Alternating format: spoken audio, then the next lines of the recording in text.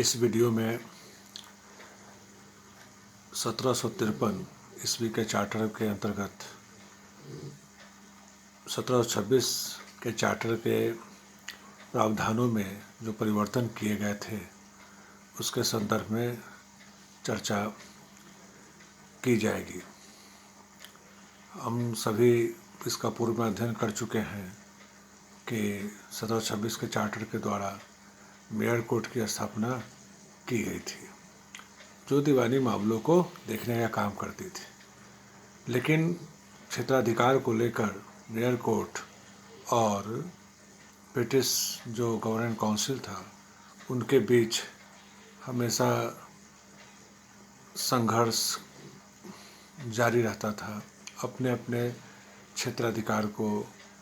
बढ़ा चढ़ाकर जहाँ भी वो अस्पष्ट था वहाँ वे अपने फेवर में उसको लेने का प्रयास करते थे। ये सबसे मुख्य कारण रहा, जिस कारण को दूर करने के लिए 1753 में एक राजपत्र जो है इंग्लैंड से भेजा गया और उसके द्वारा जो है इसके जहाँ जहाँ जो समस्याएं थी उनको फिर से चेंज किया गया और कुछ नई चीज़ें भी इंट्रोड्यूस की गई, जिसमें हम सबसे पहले यह चेंज देखते हैं 1753 के राजपत्र के अंतर्गत कि जो मेयर कोर्ट का जो संगठन था, ऑर्गेनाइजेशन था, उसमें परिवर्तन किया गया। पहले मेयर का इलेक्शन एल्डरमैन लोग करते थे और एल्डरमैन का इलेक्शन का चुनाव जो है मेयर और जो सेस एल्डरमैन थे वो मिलकर स्थानीय जो वहाँ के निवासी लोग थे स्थापन में उसमें से किया करते थे। इस अमेंडमेंट के तहत 1753 में इस प्रक्रिया को बदल दिया गया और गवर्निंग काउंसिल को यह पावर दे दिया गया कि वह एल्डरमैन की नियुक्ति कर सकती है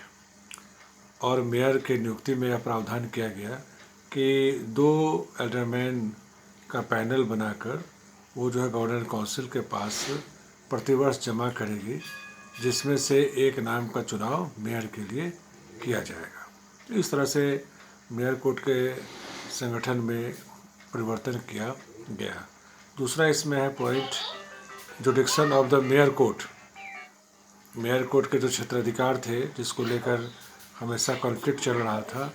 उस कॉन्फ्लिक्ट को भी इसके अंतर्गत बिल्कुल दूर किया गया और दूर करके इस परिवर्तन को जो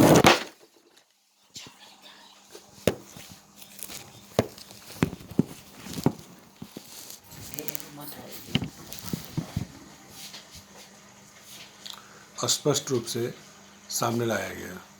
सॉरी, बीच में इंटरप्शन हो गया था, है ना, मोबाइल के स्लिप हो जाने से। इसमें यह व्यवस्था की गई थी कि जो ईस्ट इंडिया कंपनी के जो लोग निवासी लोग थे उनको भी यह उनसे संबंधित मामलों की भी यह सुनवाई जो है कर सकता था। वो 1753 के चार्टर के द्वारा यह अधिकार मेयर कोर्ट को दे दिया गया था। नंबर 3 जो इसमें चेंज था वो है depositors of money by the suitors. जो मामला दर्ज करने वाले व्यक्ति थे उनके द्वारा जो मामले का जो शुल्क होता है, न्याय शुल्क जिसको बोलते हैं, उसको सरकार के साथ जमा करने का प्रावधान किया गया न्यायालय की जगह पर। चौथा और सबसे महत्वपूर्ण इसमें एक अमेंडमेंट था जो इसके साथ चेंज किया गया, वो था court of request. Court of request की स्थापना मुख्य रूप से जो है गरीब जो निवासी थे, जो लोग थे, उनके वेलफेयर के लिए किया गया था।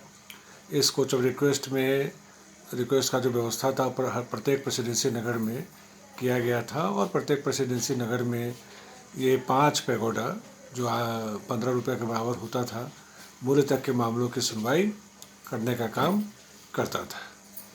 उससे ऊपर के मामले होने पर 5 पैगोडा से अधिक होने के मामले में पुनः सुनवाई जो है पूर्व की तरह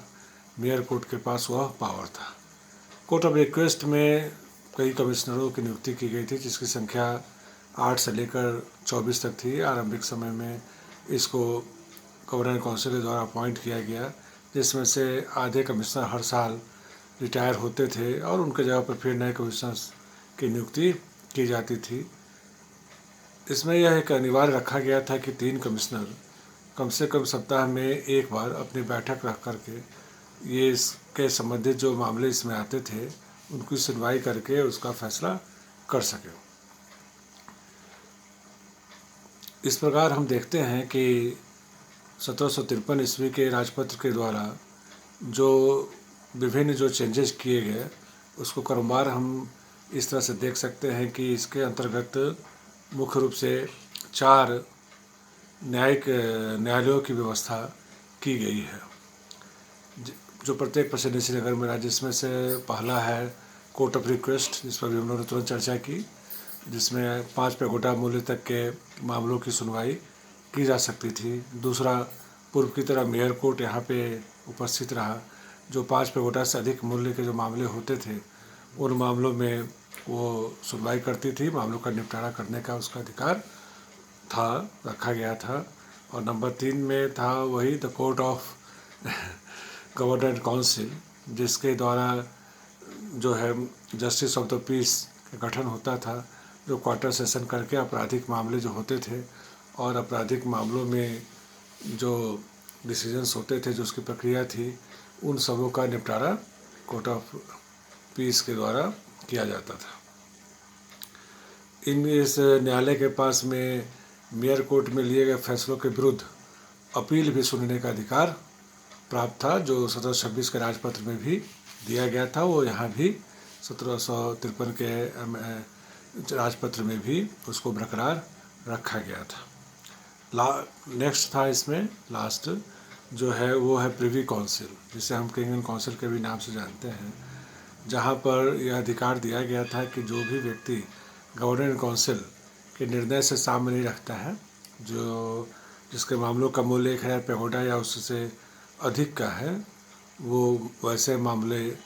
किंग एंड काउंसिल में भी अपील में जा सकते थे। इस तरह से 1753 के चार्टर के तहत न्याय व्यवस्था में ये सब तरह के चेंज जो है प्रयुक्त चेंज करके नए न्यायालयों के साथ एक संतुलित स्वरूप देकर व्यवस्थित करने का प्रयास किया गया था। लेकिन फिर भी जब हम इसमें देखेंगे तो इसके कुछ गुड फीचर भी थे जो इसमें आए और कुछ डिफेक्ट्स थे जो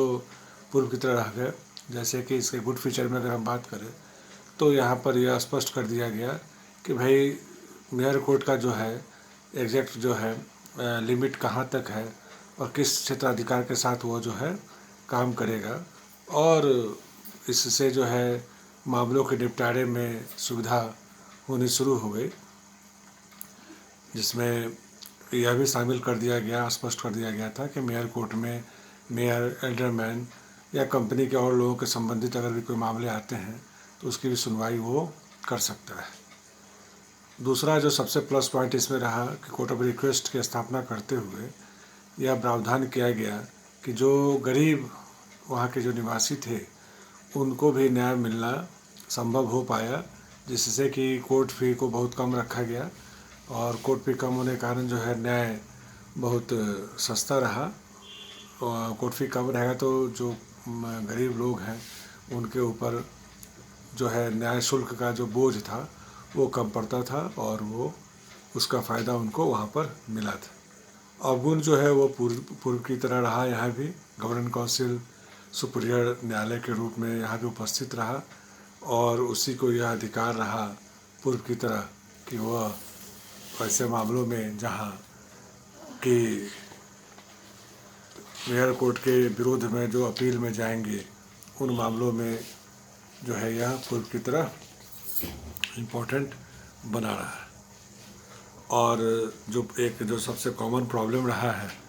पूर्व से लेकर यहाँ तक, वो इस बार भी जारी रहा कि इस